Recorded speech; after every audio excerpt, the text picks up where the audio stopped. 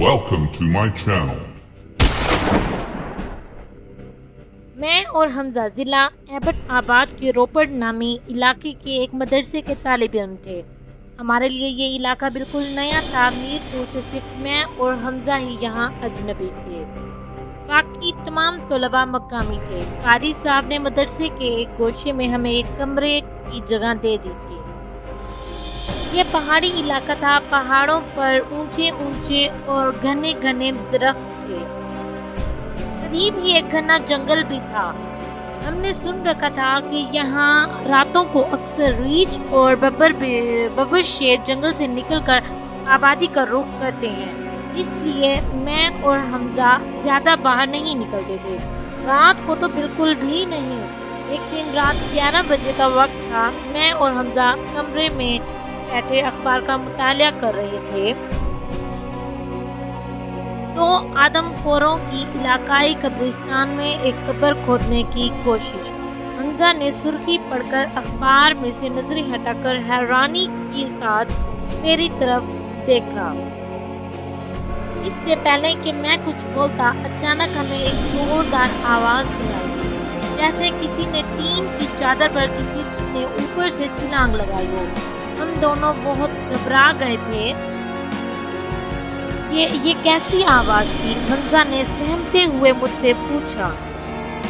پتہ نہیں، میں نے جواب دیا، کوئی ریچھ یا ببر شیر وغیرہ تو نہیں آ سکتا، کہیں یہ آدم خور تو نہیں آ گئے؟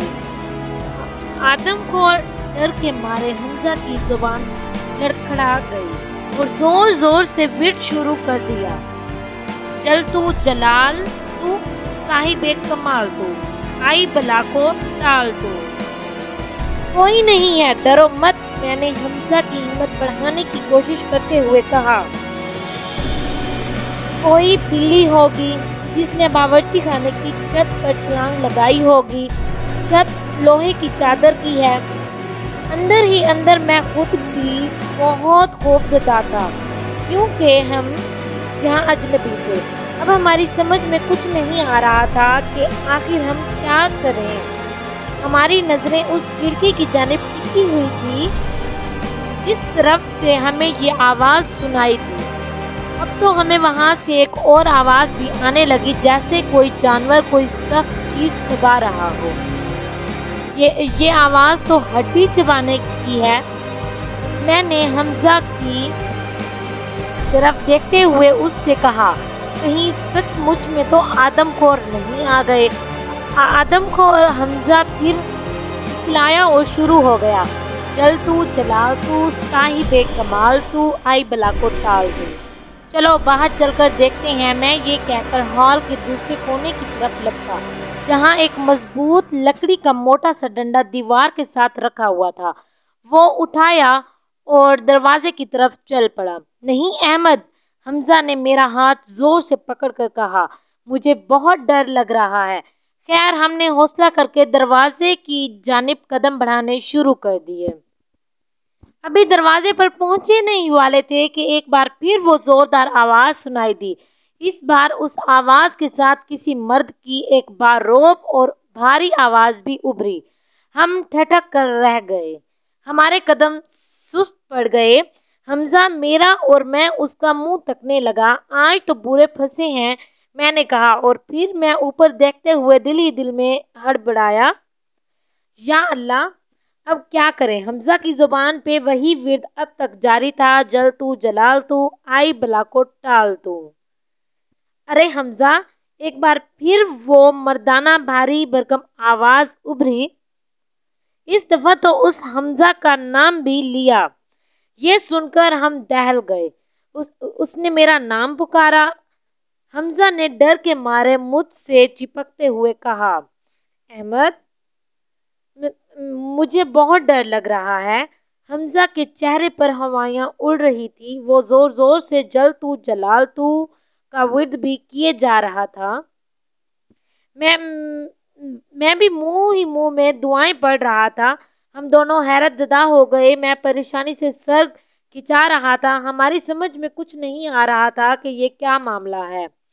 پھر اچانک مجھے یہ خیال آیا اور میں حمزہ سے مخاطب ہوا، حمزہ، قاری صاحب اوپر چھت پر سوتے ہیں، کہیں یہ آواز ان کی تو نہیں ہے؟ ہاں ہاں، ہو سکتا ہے، شاید، حمزہ نے لرزتی ہوئی آواز میں جواب دیا۔ خوف کے مارے ہمارا برا حال تھا، یہ خیال آتے ہی جب ہمارا کچھ حوصلہ بڑھا تو ہم پھر دروازے کی طرف لپکے۔ ابھی ہم اس کشمکش میں ہی تھے کہ دروازہ کھولیں یا نہ کھولیں وہ آواز پھر سے ابھری، احمد باہر آؤ، ذرا بکرے کو دیکھو تو کیا ہوا ہے اسے۔ یہ سن کر میری تو جان میں جان آ گئی، یہ قاری صاحب ہی تھے جو کب سے اوپر سے آوازیں لگا رہے تھے۔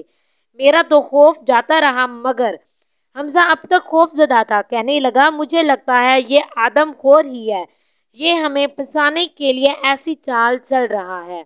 حمزہ کی یہ بات سن کر میں دل ہی دل میں خوب ہنسا۔ میں نے دروازہ کھولا، ہم باہر آ گئے۔ جس طرف سے آواز آئی تھی ہم اس طرف چل دیے، میں آگے آگے اور حمزہ پیچھے پیچھے تھا۔ جب ہم وہاں پہنچے تو یہ دیکھ کر ہماری ہنسی چھوٹ گئی، ہم خود اپنے ہی اوپر خوب ہنسنے لگے۔ ہم نے دیکھا کہ وہ بکرا جو آج کسی نے مدرسے کے لیے قاری صاحب کو وقف کر دیا تھا، ایک لوہے کی چادر سے بنے ہوئے ریڑھے سے بندھا ہوا تھا۔ جب بکرا کچھ کھانے کی نیت سے باورچی خانے کی طرف بڑھا تو اس سے بندھا ہوا وہ ریڑھا گرنے اور گھسیٹنے کی وجہ سے آواز پیدا ہوتی تھی، اور وہ ہمیں جو ہڈی چبانے کی آواز آ رہی تھی وہ آج صبح والی سوکھی روٹیوں کے چبانے کی آواز تھی جو بکرے میاں بڑے سکون کے ساتھ چبا چبا کر لطف اندوز ہو رہے تھے۔ Subscribe to my channel.